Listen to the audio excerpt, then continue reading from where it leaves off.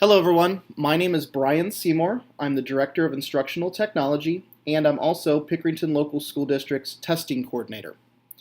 Today I'd like to take a few minutes to talk to you about the elementary school's next generation assessment calendar. The current OAAs are going away and they are being replaced with the next generation assessments. These next generation assessments do have some differences from the current OAAs. So I'd like to walk you through what the schedule is going to look like and what some of those changes are. First of all, our current third graders will take assessments in English Language Arts and in mathematics. And our fourth grade students will take assessments in English Language Arts, mathematics, and social studies. So the next generation assessments, one of the differences that it'll be broken up into two different sections. So instead of one sitting like we've done in the past for the OAAs, there'll be two different sections. One of them will be given 75% of the way through the year, and the other one will be given about 90% of the way through the year. So the first section is what's known as the Performance-Based Assessment, or PBAs. These mostly include extended response questions, longer written responses, whereas the second section, the end-of-year assessment, mostly contains multiple choice type questions, short answer questions, and graphical response and simulations. The performance-based assessments, or PBAs, will be given in February to March, and these will mostly be hand-scored by evaluators like the OAAs have in the past. The end-of-year assessments will be given in April to May, and these will mostly be scored by computers. So now I'd like to take a minute to walk you through the calendar for section number 1, the performance-based assessments, or the PBAs. So the first testing date for our elementary students is Monday, February 23rd, 2015.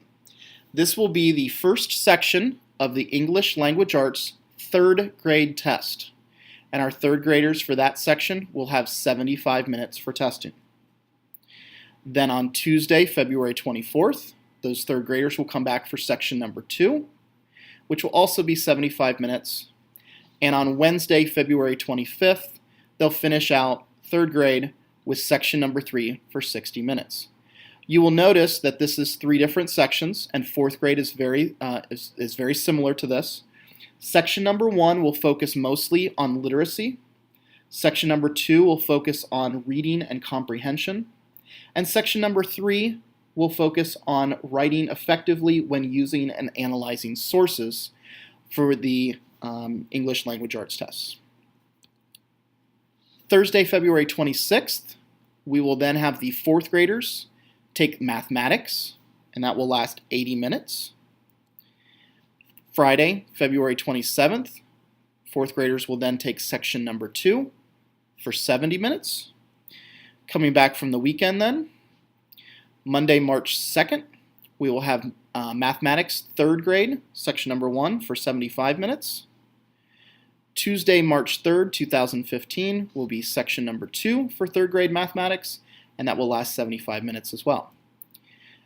Then on Wednesday, March 4th, Thursday, March 5th, and Friday, March 6th, you will see that we have the English Language Arts fourth grade, section number 1, 2, and 3.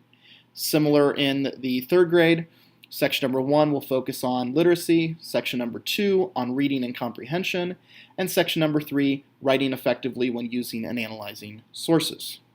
And then finally, we'll end up our PBA testing for the elementary on Wednesday, March 11th, as the fourth graders will take the social studies test.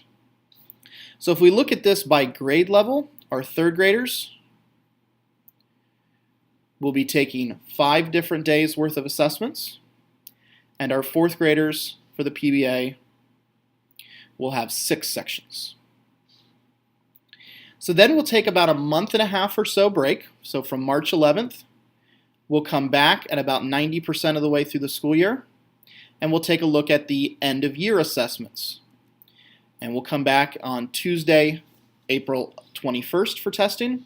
And this will be for the OAA reading test. So if you remember, our third graders took the OAA back in the fall. For those students that scored a 393 or below on the fall OAA,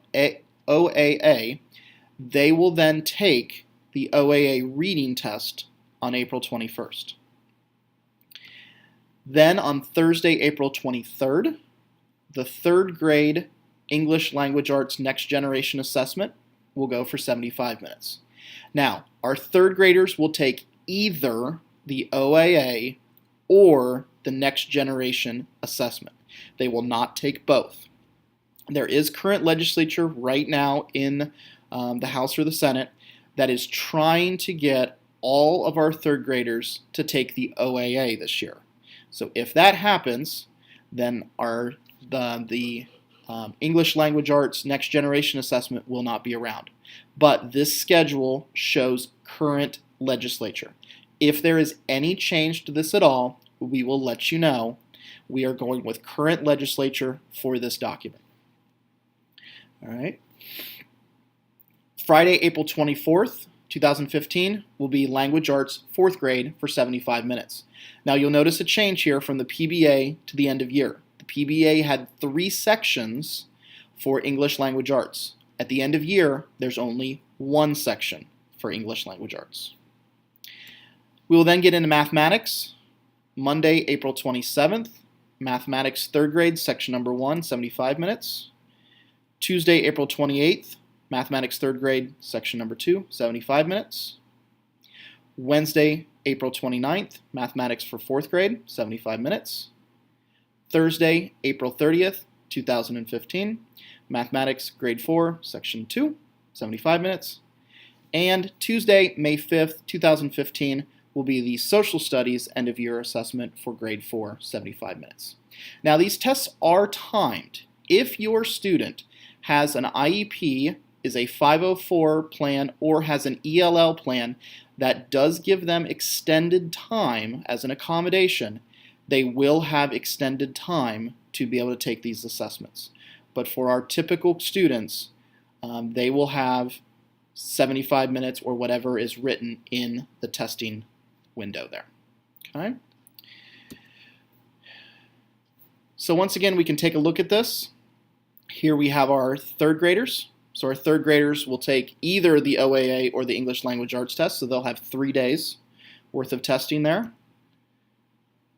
And here the 4th graders will have 4 sections.